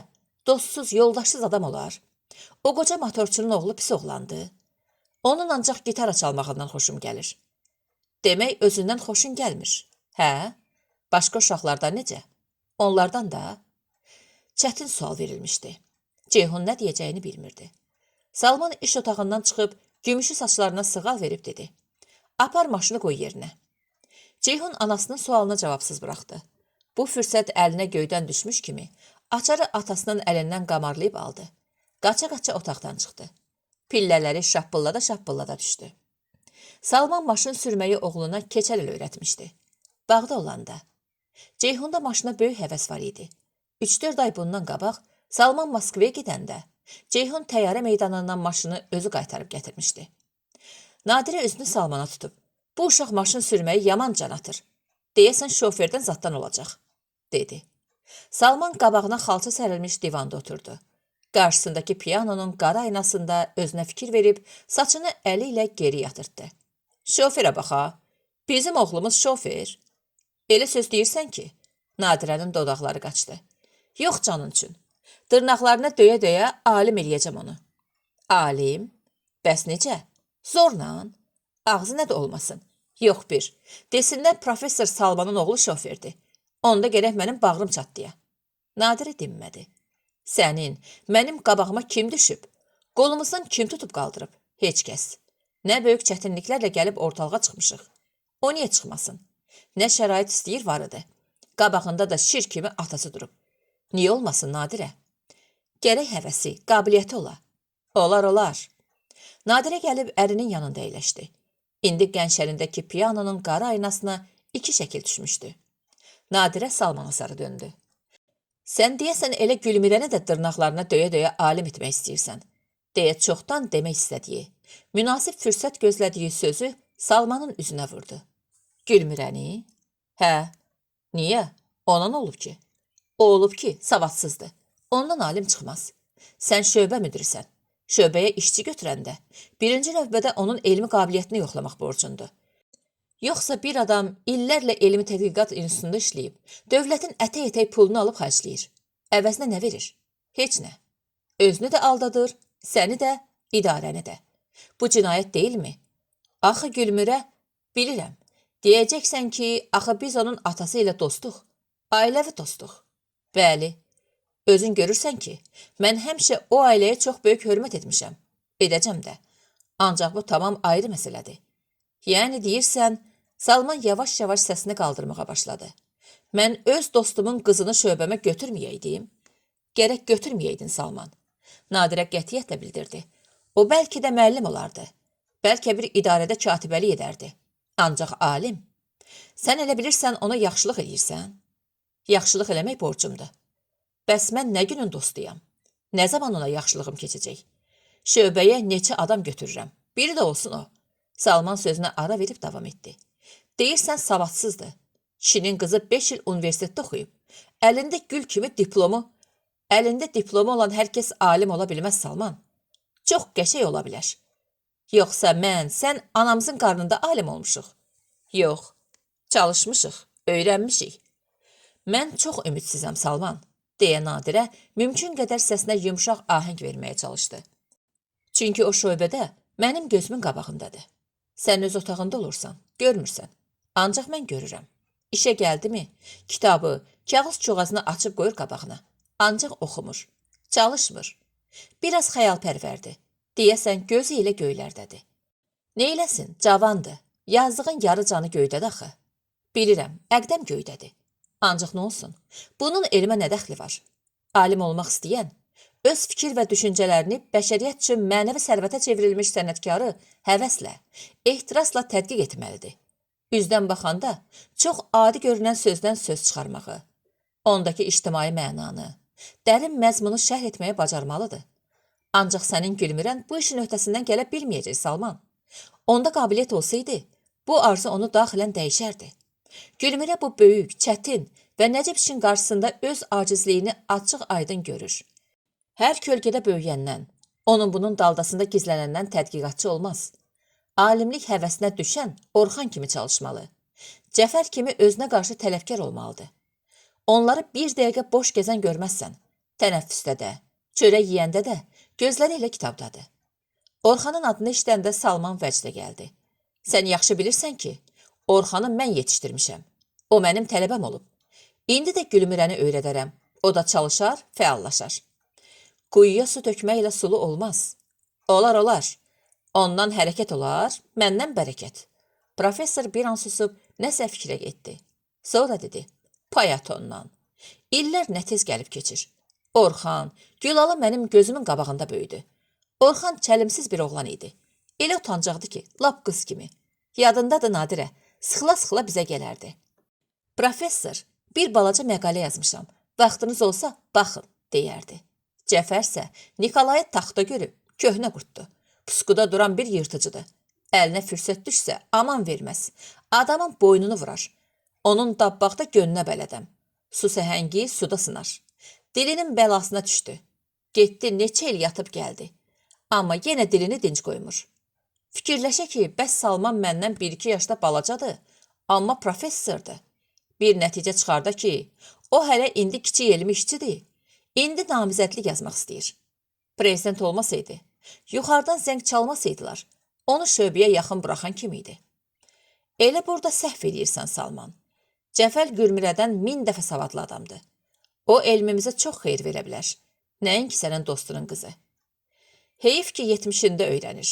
Gorunda çalacaq. Onu bilmək olmaz. Obyektiv adamdır. Obyektivlik isə amansızlıq deyil. Nadirə xanım, icazə verin ev elmi şurasının növbəti iclasını bağlı elan edib, biraz da beynəlxalq aləmlə məşğul olaq.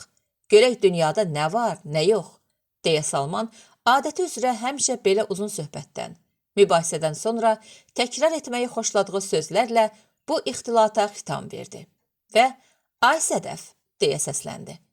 Sədəf yan otaqdan çıxıb qapının ağzında dayandı. Sərin sudan zaddan nəyin var gör xaladenlikdə. Bacın o qədər danışdırdı ki, boğazım lap qurudu. Badamlı var, gətir. Mətbəxdə soyuducunun qapısı şaqqıltı ilə açılıb örtüldü. Salman nazik stəkanla su içib Sədəfə. Çox sağ ol, oğlunun toyunda konyak çək, dedi. Sədəf azca qımışdı, getdi. Nadirə, Salman, Ceyhun masanın başına yığışdılar. Qəzetlər xışıltı ilə açıldı. Hərəsi birini nəzərdən keçirməyə başladı. 3-4 dəqiqə keçmiş Nadirə sevincək dedi. Buy, kommunistə Orxanın məqaləsi çıxıb. Ürəyi Nadirənin Orxan haqqında bayaq dediyi sözlərdən atlanmış. Sinəsi fərəh və qürur hissi ilə qabarıb qalxmış Salman əlindəki qəzeti böyrünə atıb dikəldi. Doğrudan? Hanı? Baxım. Boğazını uzadıb Orxanın adını iri məqalənin altında oxudu. Hə, görürsən də, mənim yetirmələrim neyniyir? Salman bu eyhamla arvadına demək istəyirdi ki, Nadirə, darıxma, vaxt gələr. İndi sənin kölgəsini qılıncladığın Gülmirə də Orxan kimi məşhurlaşar. Nadirə onun kinayəsini başa düşsə də bənd olmadı. Görəsən nə barədədir? Nadirə sərlövhəni bəkdən təkrar etdi. Obyektivlik sənətin canıdır. Obyektivlik sənətin canıdır. Sərlövhəyə bax. Ver oxuyum Nadirə. Yox, mən oxuyum, sən qulaq as. Oxu. Nadirə ucadan oxumağa başladı. Oxuduqca Salmanın pırpız qaşları aşağı yuxarı tərpənir. Barmaqları ilə çallaşmış bığını sığallayır. Xoşuna gələn yerlərə əhsən, lap əla deyə öz münasibətini bildirirdi. Məqalənin necə deyərlər şirin yerində Nadirənin səsi qırıldı. Nə oldu? Nadirə bir neçə sətri səssizcə nəzərdən keçirdi. Qəzetdən gözünü çəkib Salmana baxa-baxa. Orxan sənə də, Gülalı demişkən bir balaca çəkib, dedi. Professor inanmaq istəmədi. Elə şey olmaz. Canım üçün. Cavab professoru sirkələdi. O əl atıb qəzeti arvadından aldı. Hanı? Nadirə barmağı ilə 3-cü sütunun əvvəlinə işarə etdi. Bax, buradan oxu. Salman qəzeti tələsik alaraq gözlərinə yenicə yaxınlaşdırmışdı ki, ara qapının ağzında dayanmış Sədəf bacısını çağırdı. Daha bir işin yoxsa mən gedim Nadirə. Gecə keçir, rəhimdə təkdir. Heç bir işim yoxdur, get bacı, çox sağ ol, deyə Nadirə Sədəfin zəmbilini mıxçadan götürüb ona verdi. Sədəf zəmbili götürəndə hiss elədi ki, ağırdı. O dəqiqə ürəyinə gəldi ki, Nadirə yenə həmişə olduğu kimi, onun üçün nə isə qoyub. Ət, kartof, soğan. Ürəyini üzüntü, sıxıntı bürüdü. Dayandı. Nadirənin mərhəmət və şəfqətlə parlayan gözlərinə sözlü adam kimi baxdı. Nadirə bacısının halındakı dəyişikliyi duydu. Sənə nə olub Sədəf? Deyə qapı ağzında bacısından xəbər aldı. Niyə tutulmusan? Heç nə, deyə Sədəf gözlərini dolandırıb qonşunun qapısına nəzər saldı və pillələri səssiz-səmirsiz, kölgə kimi enməyə başladı. Nadirə geri qayıtdı, Salmanın yanına. Salman ayağa durmuşdu. Qəzeti əzib döşəməyə atmışdı. Gəzinir, papiros çəkirdi. Ceyhun təəccüblə atasına baxdı. Haramzada, Salman açıldı. Görürsən bu çörəyi dizinin üstündə olanı? Kül başını ay Salman. Gör nə günə qalmısan ki, dünən yumurtadan çıxan cücə sənə cip-cip öylədir. Sakit ol Salman, elmdir bu. Belə şeylərdən sarı qələt eləyir. Hər kimdə eləsə, gərək Orxan eləməyəydi. O yazıq elə bir şey deməyib axı sənin barəndə. Necə deməyib? Sən də qəribə adamsan. Özün oxudun ki. Necə yəni Professor Salman Qurbanzadənin bu barədəki bir sıra fikirləri ilə razılaşmaq mümkün deyil? Mümkün deyil ha. Bunun ədasına bax, yazısına bax. Sən nahaq yerə bu qədər hövsələsizlik eləyirsən. Hövsələdən çıxmayım, neyniyim?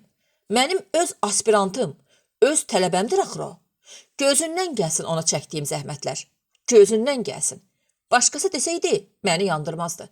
Ancaq bu, adamı çalın çarpaz yandırır Nadirə. Salman içərdə duruş gətirə bilmədi. Elə bil divarlar üstünə yeriyirdi. O balkona çıxdı. Məhəccərə söykənib aşağı baxdı. Yadına bir şərq hekayəsi düşdü. Qədimlərdə, hansı şəhərdəsə, ağ saçlı, müdrik bir alim yaşayırdı.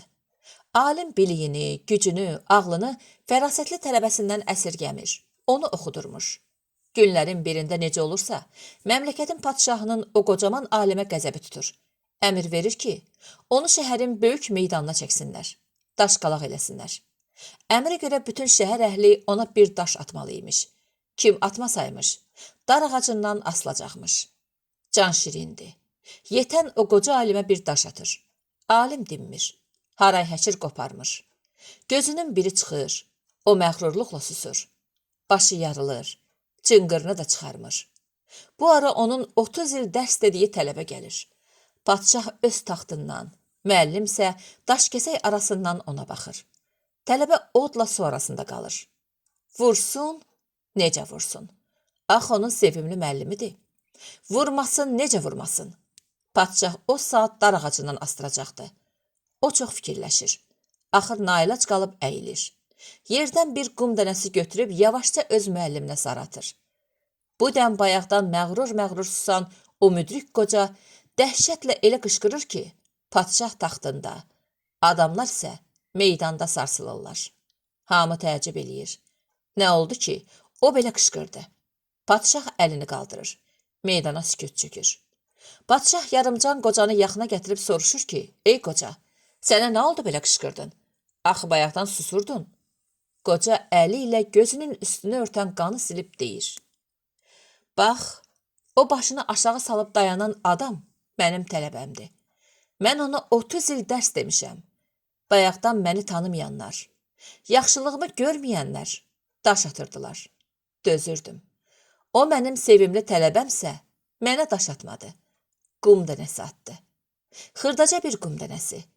O qum dənəsi mənim ürəyimə dəydi. Canımı yandırdı. Məni daş kəsək öldürməzdi. Ancaq o qum dənəsi öldürəcəkdi. Salman indi özünü o qoca alimə oxşadırdı. Orxan, tələbəsi ona qum dənəsi atmışdı. Amma qum dənəsi necə də ağrıdırdı. Salman hövlünə içəri cumdu. Alçaq, bu saat sənə bir toy tutum ki, deyə telefonun üstünə yeridi. Nadirə həyəcanla ayağa qalxıb, Salman, deyə qışqırdı.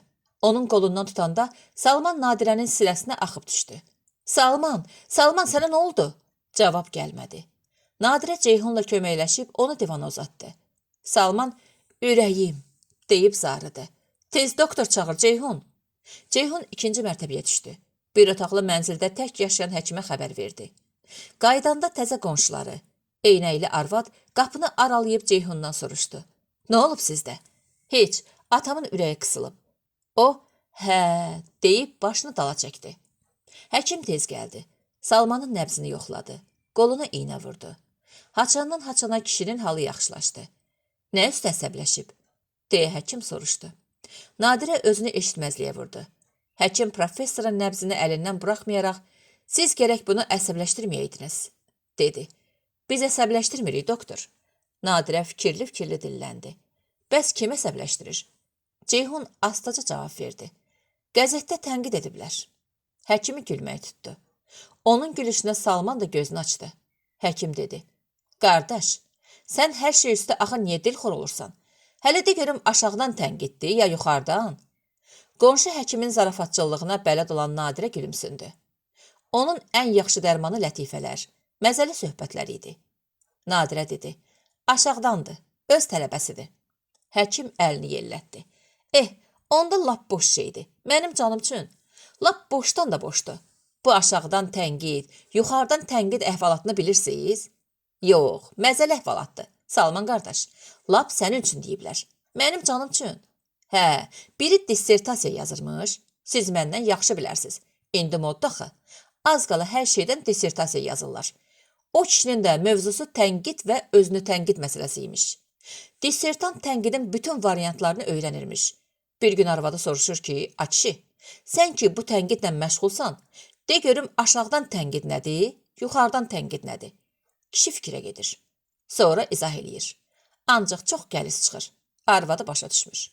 Kişi naçar qalıb, arvada əyani sürətdə anlatmaq istəyir. Deyir arvad, düş aşağı. Həyətdən bir daş götür, mənə sarı at. Balkona. Arvad elə də eləyir. Balaca bir daş götürüb atır. Daş 3-cü mərtəbədən qayıdıb düşür arvadın öz başına. Əri deyir, bax, bu aşağıdan tənqiddir. Sonra kişi balkondan kibrit qutusunu arvadına sarı atır. O da gedib düz arvadın başına düşür. Bax, bu da yuxarıdan tənqiddir. Yəni, hər iki halda kötək aşağıdakının başına dəyir. Onlar güldülər. Həkimin bu söhbəti professorun da könlünü açdı. Biraz sonra divanda uzanmış ərinə baxan Nadirənin ürəyini müthiş, üzüntülü bir his sıxmağa başladı. Həkim əlini yellətdi. Onda heç hislənməyə dəyməz. Sən sevinməlisən, fəxr etməlisən ki, belə tələbə yetişdirmisən.